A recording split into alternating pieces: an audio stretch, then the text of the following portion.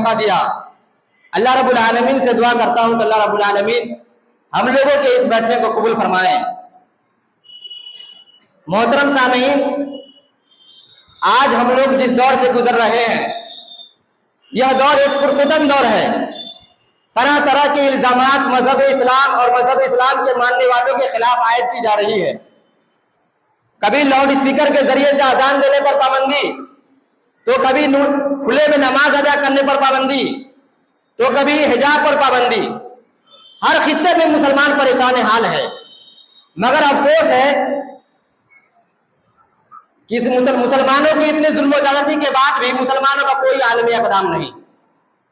اگر مسلمانوں کا کوئی عالمی اقدام ہوتا تو اماموں اور مؤذنوں کو گولیوں کو نشانہ نہیں بننا پڑتا۔ اگر مسلمانوں کا کوئی عالمی اقدام ہوتا تو آج یہ داڑھی اور ٹوپی والوں کو حملے نہیں ہوتے۔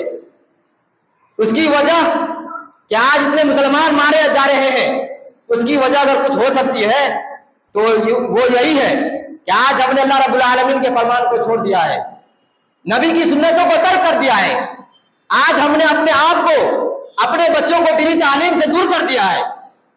محترم سامعین، ہم نے خطبہ مسنونہ کے بعد قرآن مجید کی سورہ علق کی 5 آیتوں کی تلاوت کی ہے۔ وہ 5 آیتیں اس وقت نازل ہوئی جب آپ صلی اللہ علیہ وسلم غار حرا میں موجود تھے، عبادتوں میں مصروف تھے۔ حضرت جبرائیل علیہ السلام آپ کے پاس آتے ہیں اور فرمایا کہ پڑھیے۔ آپ صلی اللہ علیہ وسلم کچھ پڑھنا لکھنا نہیں جانتے تھے۔ کہا ماں انا بقاری، میں تو پڑھا ہوا نہیں ہوں۔ فرشتے نے دوسری مرتبہ دبایا اور کہا پڑھیے۔ کہا ماں انا بقاری، میں تو پڑھا ہوا نہیں ہوں۔ پھر فرشتے نے تیسری مرتبہ زیادہ زور سے دبایا اور چھوڑ دیا اور کہا اقرأ بسم ربک الذی خلق خلق الانسان من علق اقرأ وربک الاکرم الذی علم بالقلم علم الانسان ما لم یعلم۔ پڑھیے اپنے رب کے نام سے جس نے پیدا کیا، جس نے انسانوں کو خون کے لوتھڑے سے پیدا کیا۔ پڑھیے آپ کا رب بہت کرم والا ہے جس نے انسانوں کو قلم کے ذریعے سے علم دیا اور انسانوں کو وہ باتیں سکھایا جو وہ نہیں جانتا تھا۔ آپ صلی اللہ علیہ وسلم حضرت خدیجہ رضی اللہ تعالیٰ عنہ کے پاس تشریف لاتے ہیں اور آپ فرمایا کہ اے خدیجہ مجھے کمبل اڑا دو۔ آپ صلی اللہ علیہ وسلم ڈر سے کانپ رہے تھے۔ حضرت خدیجہ رضی اللہ تعالیٰ عنہ آپ صلی اللہ علیہ وسلم کو کمبل اڑا دیتی ہے۔ آپ صلی اللہ علیہ وسلم کے دل سے خوف جاتا رہا۔ حضرت خدیجہ کہتی ہے، آپ صلی اللہ علیہ وسلم نے فرمایا کہ اے خدیجہ مجھے ڈر ہے کہ میری جان نہ چلی جائے۔ حضرت خدیجہ رضی اللہ تعالیٰ عنہ آپ صلی اللہ علیہ وسلم سے فرماتی ہے کہ اللہ کی قسم اللہ رب العالمین آپ کو رسوا نہیں کرے گا۔ آپ لوگوں کے ساتھ صلہ رحمی کرتے ہیں، لوگوں کی مدد کرتے ہیں، یتیموں اور مسکینوں کی دیکھ بھال کرتے ہیں۔ حضرت خدیجہ رضی اللہ تعالیٰ عنہ نے آپ صلی اللہ علیہ وسلم کو لے کر اپنے چچا جاد بھائی کے پاس لے گئے جن کا نام ورقہ بن نوفل تھا، ان کے پاس لے گئے۔ حضرت خدیجہ کہتی ہے اے میرے چچا کے بیٹے آپ ان سے ان کا حال پوچھئے کہ انہوں نے کیا دیکھا ہے۔ ورقہ بن نوفل آپ صلی اللہ علیہ وسلم سے پوچھتے ہیں کہ آپ نے کیا دیکھا ہے۔ آپ صلی اللہ علیہ وسلم نے سارا واقعہ بیان فرما دیے۔ اس کے بعد ورقہ بن نوفل کہتے ہیں اے کاش میں اس وقت جوان ہوتا جب آپ نبی ہوں گے، اے کاش میں اس وقت زندہ رہتا جب آپ کو مکہ کے لوگ نکال دیں گے۔ آپ صلی اللہ علیہ وسلم تعجب کرتے ہیں کہ کیا مجھے مکہ کے لوگ نکال دیں گے؟ ورقہ بن نوفل کہتے ہیں کہ آپ جیسی بات جس نے بھی کی ان تمام لوگوں سے دشمنیاں کی گئی۔ اگر مجھے آپ کے نبوت کا دور مجھے مل گیا تو میں آپ کی بھرپور طریقے سے مدد کروں گا۔ کچھ روز گزرے تھے کہ ورقہ بن نوفل انتقال کر گئے اور وہی کا سلسلہ بھی رک گئی۔ محترم سامعین، یہ انسان جس کو اشرف المخلوقات کہا گیا ہے اس کی کامیابی و کامرانی میں تعلیم کو بڑی اہمیت حاصل ہے۔ تعلیم نے انسانوں کے تہذیب و تمدن کا گہوارہ بنا دیا۔ تعلیم کے ذریعے سے انسان سورج کی شعاعوں کو گرفتار کیا، چاند تک رسائی حاصل کی۔ یہی نہیں بلکہ زمانہ اس کے آگے ہاتھ باندھ کر کھڑا ہوا ہے۔ یہ علم جو عالم یعلموں سے آتا ہے جس کا معنی ہے کما حق کسی چیز کو جاننا پہچاننا، اور تعلیم و تعلم جس کا معنی ہے پڑھنا اور پڑھانا، سیکھنا اور سکھانا۔ اللہ رب العالمین نے قرآن مجید کے اندر فرمایا یرفع اللہ الذین آمنوا منکم والذین اوتوا العلم درجات واللہ بما تعملون خبیر۔ اللہ رب العالمین ان لوگوں کے درجات کو بلند کر دیتا ہے جو لوگ ایمان لائے اور جنہیں علم دیا گیا ہے۔ حضرت آدم علیہ السلام کی پیدائش کے بعد حضرت آدم علیہ السلام کو جو چیز سب سے پہلے عطا کی گئی وہ علم تھا۔ اللہ رب العالمین نے قرآن مجید کے اندر فرمایا وَعَلَّمَ آدَمَ الْأَسْمَاءَ كُلَّهَا ثُمَّ عَرَضَهُمْ عَلَى الْمَلَائِكَةِ فَقَالَ أَنبِئُونِي بِأَسْمَاءِ هَؤُلَاءِ إِن كُنتُمْ صَادِقِينَ۔ اللہ رب العالمین نے حضرت آدم علیہ السلام کو تمام چیزوں کے نام بتا دیے اور انہیں فرشتوں کے سامنے پیش کیا اور کہا کہ اگر تم سچے ہو تو ان چیزوں کے نام بتاؤ۔ فرشتوں نے کہا قالوا سبحانک لا علم لنا الا ما علمتنا انک انت العلیم الحکیم، یا رب تیری ذات پاک ہے، ہمیں تو صرف اتنا علم ہے جتنا تو نے ہمیں سکھا رکھا ہے، علم و حکمت والا تو ہی ہے۔ اس آیت کریمہ میں اللہ رب العالمین نے حضرت آدم علیہ السلام کی فضیلت فرشتوں پر علم کو ٹھہرایا ہے۔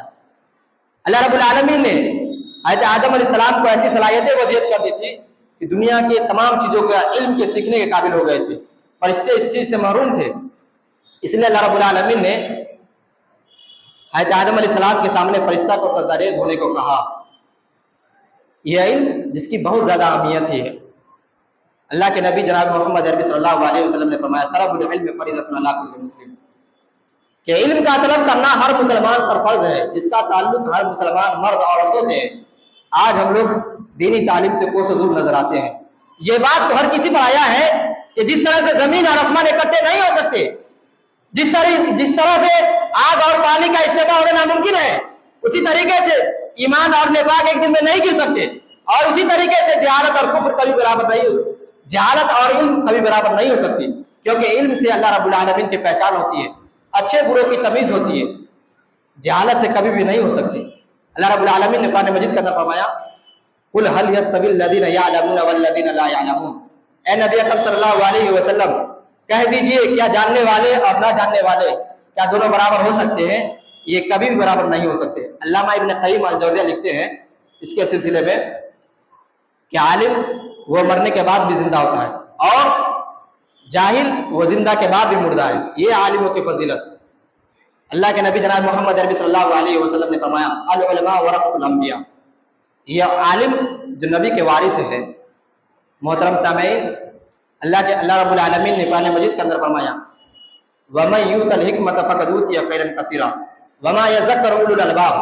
اللہ رب العالمین نے اس آیت کریمہ میں حکمت سے مراد قرآن و حدیث کا علم بتایا ہے، یعنی اللہ رب العالمین نے جسے قرآن و حدیث کا علم دے دیا گویا اسے دونوں جہانوں کی دولت نصیب ہو گئی۔ اللہ کے نبی جناب محمد عربی صلی اللہ علیہ وسلم نے فرمایا، راوی حدیث حضرت ابو ہریرہ عن ابی ہریرہ رضی اللہ تعالی عنہ قال قال رسول اللہ صلی اللہ علیہ وسلم من سلک طریقا یلتمس فیہ علما سہل اللہ لہ بہ طریقا الی الجنہ۔ اگر کوئی شخص سفر کرتا ہے جس کا مقصد ہے علم دین تلاش کرنا تو اللہ رب العالمین اس کے لیے جنت کا راستہ آسان فرما دیتا ہے۔ امام ابو داؤد نے اپنے احادیث کے اندر ایک واقعہ لایا جس کو حضرت کثیر بن قیس نے نقل کیا۔ وہ فرماتے ہیں کہ میں دمشق کے جامع مسجد میں ابو درداء کے مجلس میں بیٹھا ہوا تھا، اسی دوران ایک شخص آیا اور کہنے لگا اے ابو درداء، میں شہر مدینہ منورہ سے ایک حدیث کے خاطر یہاں تشریف لایا ہوں، وہ حدیث آپ کے واسطے بہت زیادہ پھیلی ہوئی ہے۔ حضرت ابو درداء پوچھتے ہیں کیا تمہارا دوسرا مقصد نہیں ہے؟ انہوں نے کہا نہیں۔ تم کسی تجارت یا کاروبار کے گھر سے نہیں آئے ہو؟ انہوں نے کہا نہیں۔ حضرت ابو درداء کہتے ہیں میں نے اللہ کے نبی جناب محمد عربی صلی اللہ علیہ وسلم کو یہ فرماتے ہوئے سنا ہے کہ اگر کوئی شخص سفر کرتا ہے جس کا مقصد ہے علم دین تلاش کرنا تو اللہ رب العالمین اس کے لیے جنت کا راستہ آسان فرما دیتا ہے۔ اللہ رب العالمین کے فرشتے طالب علم کے اچھے اخلاق کو دیکھ کر اپنے پروں کو بچھا دیتے ہیں، حتیٰ کہ سمندر کی مچھلیاں ان کے لیے مغفرت کی دعائیں کرتی ہے۔ عالموں کی فضیلت عابد پر ویسی ہی ہے جیسے کہ چاند کی فضیلت دیگر ستاروں پر ہے۔ حضرت عبداللہ ابن مسعود رضی اللہ عنہ ایک مرتبہ کوفے کے منبر سے کھڑے ہو کر یہ بیان کر رہے تھے کہ قرآن مجید کی کوئی آیت اور سورت ایسی نہیں ہے جس کے بارے میں مجھے